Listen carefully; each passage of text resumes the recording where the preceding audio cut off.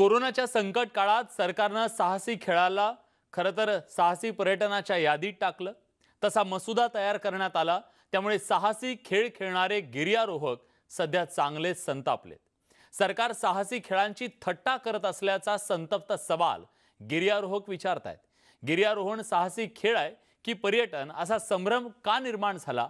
सरकारचा तो मसुदा नेमका काय आहे आणि हा कित्येक लोकांच्या जीवाशी खेळ का आहे, हेही जाणून घेऊया या खास रिपोर्टमधून।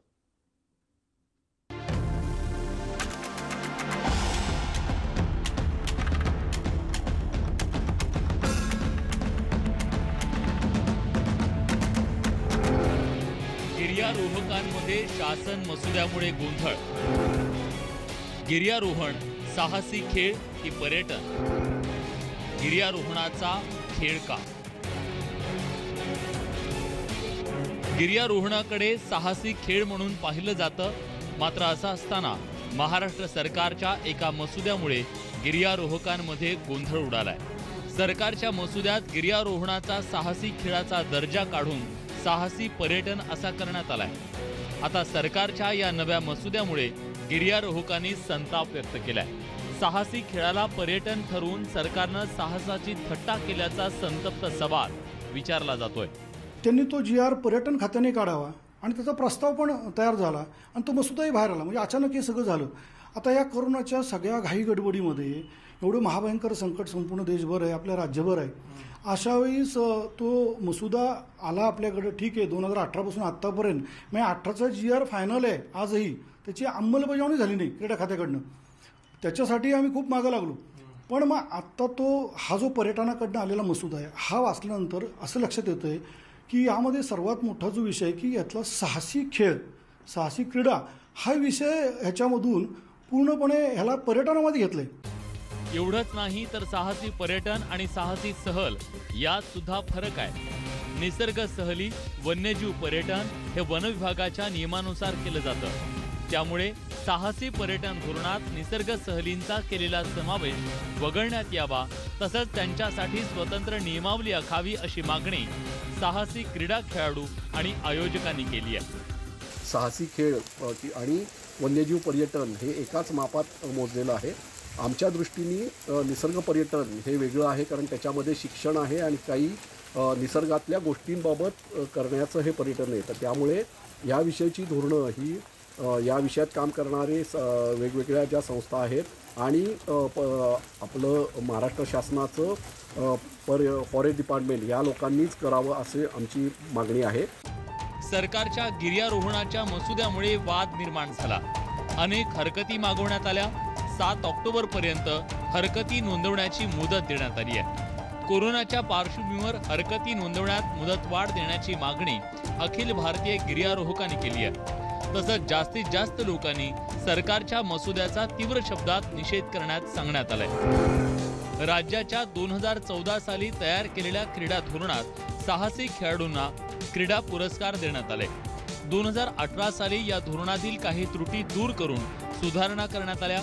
सुधारित GR काढण्यात आला, मात्र त्या धोरणाची अंमलबजावणी न करता नवीन मसुदा आणण्यात आला। 300 पानं, 280-86 पानं वाचायची आणि त्याच्यावर आपलं मत व्यक्त करायचं, ती ही घाई गडबड का करताय असं आमचं म्हणणं आहे। आणि आमचं म्हणणं आहे की याला मुदत द्या आणि खूप चांगल्या पद्धतीने होईल। आणि उलट हे खूप चांगलं झालं आहे की पर्यटन हे वेगळंच आहे आणि खेळ वेगळा आहे, तर ते राहिलं पाहिजे, एवढीच आमची प्रामाणिक मागणी आहे। त्यामुळे सरकारच्या नव्या धोरणावर क्रीडाप्रेमी आणि साहसी खेळाडूंनी तीव्र संताप व्यक्त केलाय।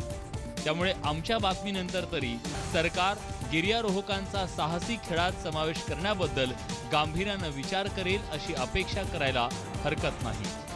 व्हिडिओ जर्नलिस्ट निखिल करंदीकरसह अद्वैत मेहता, न्यूज 18 लोकमत, पुणे।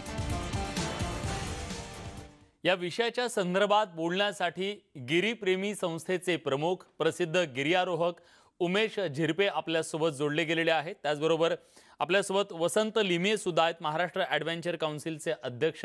त्यांच्याशी सुद्धा आपण संवाद साधणार आहोत, पण सुरुवातीला उमेश झिरपे यांच्याकडून मला जाणून घ्यायचं आहे। उमेशजी, साहसी खेळ, साहसी पर्यटन करणारे हे झारीतले शुक्राचार्य नेमके आहेत कोण? खूप प्रश्न तुमचा जो आहे तो खरंच महत्वाचा आहे. पण मला वाटतं झारीतल्या शुक्राचार्यांपेक्षा मला वाटतं याच्यात शासनाने ठाम भूमिका घेतली पाहिजे. हम्म. 2014ला पहिला जी.आर. आला. त्याच्यात काही त्रुटी नक्की होत्या. त्याच्या विरुद्ध गिर्यारोहण आणि साहसी खेळातली तमाम मंडळींनी त्याला विरोध केला. हा. कारण तो खूप गडबडीत आला होता आणि आपण समजून घेतलं पाहिजे की हा जी.आर. का आला. हम्म. आपल्या राज्यामध्ये गेल्या 8-10 वर्षापासून मोठ्या प्रमाणात ऍडव्हेंचर कल्चर वाढले हो. आणि या वाढीमागं 60-70 वर्षामध्ये अगदी बाबासाहेब पुरंदरे, गुनी दांडेकरांपासून आबासाहेब महाजन, प्रके घाणेकर, कापडिया सर, घाणेकर सर, पागे मॅडम अशा अनेकांनी अनेक गिर्यारोहकांनी अविरत कष्ट केलं, आपलं आयुष्य व्यतीत केलं. खरंय खरंय. साहसी गिर्यारोहण वाढावं, ऍडव्हेंचर कल्चर वाढावं राज्यात. आणि मग त्याच्यात नक्की साहस म्हणलं की धोका आहे, लक्षात घ्या. साहस म्हणलं की धोका आहे. त्यामुळे त्या धोक्याची, त्या जोखीम कशी घ्यायची, सुरक्षितता हा पहिला सगळ्यात महत्वाचा मुद्दा आहे. हो. यातनं जे काही साहसी पर्यटन वाढलं, तर त्या पर्यटनामध्ये काही गोष्टी होऊ लागल्या की ज्याच्यातून एक अपघात झाला आणि महाराष्ट्रातल्या दुर्दैवी मुलांचे त्याच्यामध्ये जीव गेले. त्यांच्या पालकांनी ती केस लावून धरली हायकोर्टमध्ये आणि मुंबई हायकोर्टाने निर्देश दिले शासनाला की आपल्या राज्यात अशा प्रकारचे उपक्रम चालत असतील तर याच्यासाठी काही सुरक्षिततेसाठी काही मार्गदर्शक तत्व आहेत का, आणि नसतील तर ती तातडीने करा. म्हणून ती तातडीने 2014 मध्ये घाई गडबडीने केली गेली. पण त्याच्यावरती जेव्हा आक्षेप घेतले गेले त्यावेळेस कोर्टाने त्याला सांगितलं, परत एकदा शासनाला सांगितलं की याच्या संबंधी साहसी खेळात महाराष्ट्रात काम करणाऱ्या तज्ञांची एक समिती करा आणि त्या समिती हा धोरण जे आहे हे सुधारित करून घ्या. त्याप्रमाणे 2018 मध्ये त्या समितीने खूप कष्ट करून खूप चांगलं धोरण केलं. पण त्यावेळेस ते धोरण करतानाही शासनाला आम्ही बऱ्याच वेळा सांगितलं की साहसी खेळ हे वेगळे आहेत आणि साहसी पर्यटन हे खूप वेगळे आहेत. असं म्हणून ते त्यांना नाही समजलं आणि तो जी.आर. तसा दोन्ही एकत्र निघाला म्हणून सगळा खरं तर घोळ सुरू झाला. कारण बघा, खेळ म्हणलं की खेळाचे नियमावली त्या खेळाची जी फेडरेशन आहे राज्यातली ते करते. कुठल्याही खेळाचे नियम शासन करत नाही. आणि ऍडव्हेंचर स्पोर्ट्स हे महाराष्ट्र शासनाने 2012च्या क्रीडा धोरणामध्ये समाविष्ट केलंय. स्वर्गीय भीष्मराज बाम सरांच्या अध्यक्षतेखाली ती समिती झाली आणि खूप आनंदाची बाब होती. म्हणजे त्यापूर्वी सुरेंद्र चव्हाण असेल, ऋषिकेश यादव असेल किंवा ज्यांना अनेकांना केळकर, प्रदीप केळकर अनेकांना छत्रपती अवॉर्ड मिळाला तो अपवाद म्हणून दिला गेला. पण 2013 नंतर नियमितपणे राज्यातला आपल्या मुद्दा हाच आहे सर की शेवटी हे सगळं झाल्यानंतर जो जे निर्णय समोर आला त्यामुळे इथल्या खेळाडूंचं खूप मोठ्या प्रमाणात नुकसान होत आहे. हाच मुद्दा घेऊन मला वसंत लिमये सरांकडे जायचंय. वसंतजी, जो निर्णय आता सरकारनं घेतलेला आहे, खरं तर साहसी खेळ आहे हा जर पर्यटन म्हटलं तर यामुळे नेमका काय नुकसान होणार आहे खेळाडूंचं त्याच्याबद्दल सांगा आणि हे बदलता येणं कसं शक्य आहे? नमस्कार. नमस्कार. सर्वप्रथम म्हणजे उमेशनी काही प्रमाणात या शासकीय निर्णयाचा इतिहास सांगितला. या शासकीय निर्णयाशी आम्ही एका वेगळ्या संदर्भातून निगडीत झालो, कारण 2014चा निर्णय आल्यानंतर काही अनुभवी तज्ज्ञ मंडळींनी त्याच्या विरोधात भूमिका घेतली, रिट पिटिशन दाखल केलं, म्हणून त्याला स्थगिती मिळाली. दुर्दैवाने मला एक नमूद करावं असं वाटतं की 2018चा जी.आर. जसं उमेशने सांगितलं की तोही त्रुटीपूर्ण होता आणि त्याच्या विरोधात पुनश्च रिट पिटिशन दाखल केलं. त्यानंतर आत्ताच्या जी.आरच्या संदर्भात असं घडलं, म्हणजे जी.आरच्या पूर्वी, की आम्हाला काही एक महा ऍडव्हेंचर काउन्सिल अशी संस्था आम्ही स्थापन केली याच कारणाने की सर्व साहस क्षेत्रातल्या उपक्रम आयोजकांनी एकत्र यावं. साहसी खेळ ज्याला आपण म्हणतोय ते आणि साहसी उपक्रम या दोन वेगळ्या गोष्टी आहेत. तर त्या साहसी उपक्रमातल्या मंडळींनी एकत्र येऊन महा ऍडव्हेंचर काउन्सिल ही संस्था सुरू केली. या मॅक या संस्थेनं सुमारे 650 पानाचं एक प्रेझेंटेशन सरकारला सादर केलं आणि त्याच्यावरती काम सुरू झालं. तर या कामाशी जवळून संबंध आल्या कारणाने मी काही मुद्दे मांडू इच्छितो. पहिली गोष्ट, गिर्यारोहण किंवा साहसासाठी साहस करणारे आम्ही सगळे हे वेगळं आहे आणि साहसी उपक्रम आयोजन करणारी मंडळी आणि त्यांच्या बरोबर जाणारी मंडळी. पण माझा मुद्दा तोच होता सर, माझा मुद्दा तोच होता की आता या साहसी खेळाला जर पर्यटनाचा दर्जा दिला तर त्यामुळे जे खेळाडू आहेत त्यांचं नुकसान होतं. पर्यटनाचा दर्जा दिला जात नाही आहे, हा एक प्रमुख गोंधळ आहे आणि त्यांनी जी काही खळबळ आता माजलेली आहे ती त्या कारणाने आहे. पण ती कशामुळे माजली? हा जो मसुदा आला त्याच्यामुळे माजली ना, धोरणात येतच नाही. हे जर का धोरण नीट वाचून पाहिलं तर हे धोरण साहसी उपक्रम आयोजित करणाऱ्या सर्व मंडळींना लागू आहे. बर. ज्याच्यामध्ये गिर्यारोहण करणारे येत नाही. मी जर स्वतः कुठेतरी माझा कुठेतरी ट्रेकला चाललोय किंवा काहीतरी रॉक क्लाइम्बिंग करायला चाललोय, त्याला हे धोरण लागू नाही. किंवा ठीक आहे वसंतजी, माझ्याकडे वेळ खूप कमी आहे. मी अगदी थोडक्यात उमेशजींकडून उत्तर घेतो. उमेशजी, त्यांनी जो मुद्दा मांडलेला आहे त्याच्यावर तुमचं समाधान झालंय?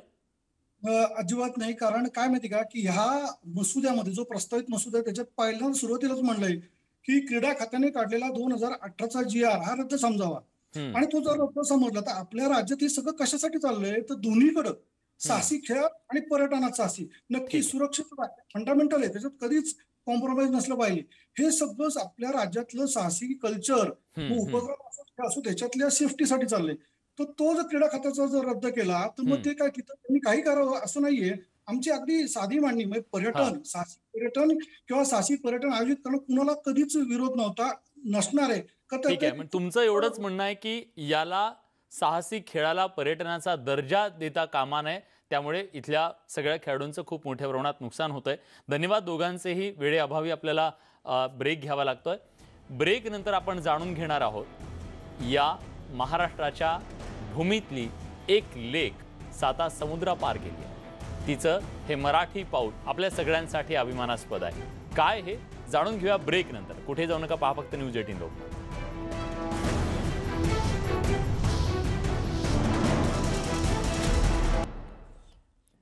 ब्रेक नंतर तुमचं पुन्हा एकदा स्वागत. तुम्ही पाहताय न्यूज 18 लोकमत स्पेशल. यानंतर एक अभिमानास्पद बातमी. क्रीडा जगतात मराठमोळ्या वैष्णवीनं एक मोठी झेप घेतली आहे. टेनिसमधील चमकदार कामगिरीमुळे तिला थेट फ्रेंच ओपनचं तिकीट मिळालंय. 2 ऑक्टोबरपासून पॅरिसमध्ये सुरू होणाऱ्या फ्रेंच ओपनमध्ये वैष्णवी आपल्या देशाचं प्रतिनिधित्व करणार आहे. तिचं फ्रेंच ओपनमध्ये खेळण्याचं स्वप्न कसं साकार झालं, तिचा आजवरचा प्रवास कसा राहिला, पाहूया स्पेशल रिपोर्ट.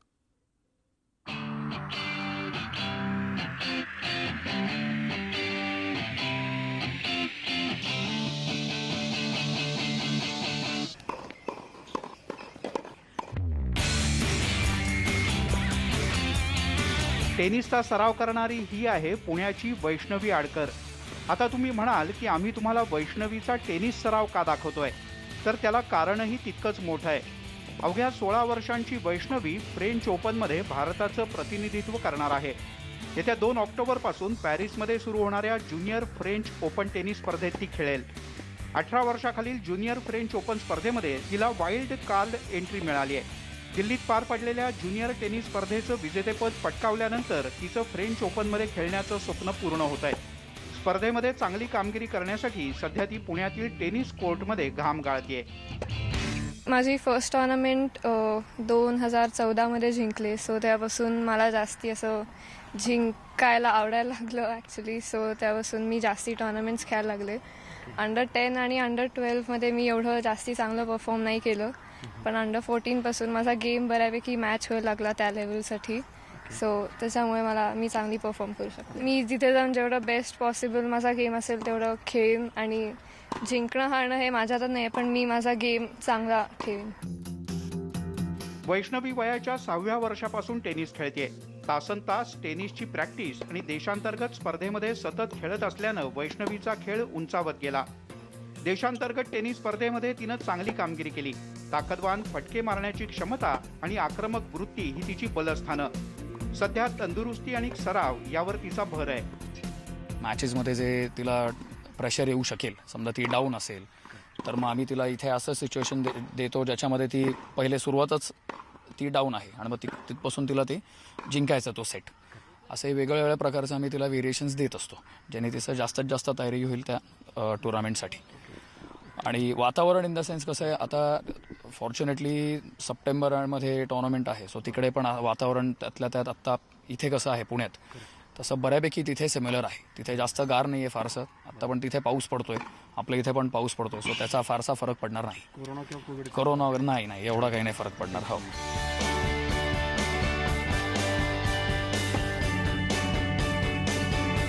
जागतिक टेनिस क्रमवारीत वैष्णवी 675व्या स्थानावर आहे. तिला आणखीन मोठा टप्पा गाठून क्रमवारीत सुधारणा करायची आहे. फ्रेंच ओपनमध्ये मराठमोळ्या वैष्णवीनं चमकदार कामगिरी करून देशाचं नाव सुद्धा आणखीन मोठं करावं यासाठी तिला न्यूज 18 लोकमतच्या अनेक शुभेच्छा. व्हिडिओ जर्नलिस्ट निखिल करंदीकरसह अद्वैत मेहता, न्यूज 18 लोकमत, पुणे. आणि आता आपल्यासोबत वैष्णवी स्वतः आहे. वैष्णवीशी आपण संवाद साधणार आहोत. वैष्णवी, तुझ्यासाठी तो क्षण किती महत्त्वाचा, एक्साइटमेंट आणणारा असेल की जेव्हा तू फ्रेंच ओपनमध्ये या भारताची एक प्रतिनिधी म्हणून उभी असशील? माझ्यासाठी हा खूप आनंदाचा क्षण आहे, कारण या लेवलला स्वतःच्या कंट्रीला रिप्रेझेंट करणं हे छोट्यापणीपासून माझं एक ड्रीम आहे, जे असं आता पूर्ण झाल्यासारखं आहे. सो मला ह्याचा खूप आनंद आहे.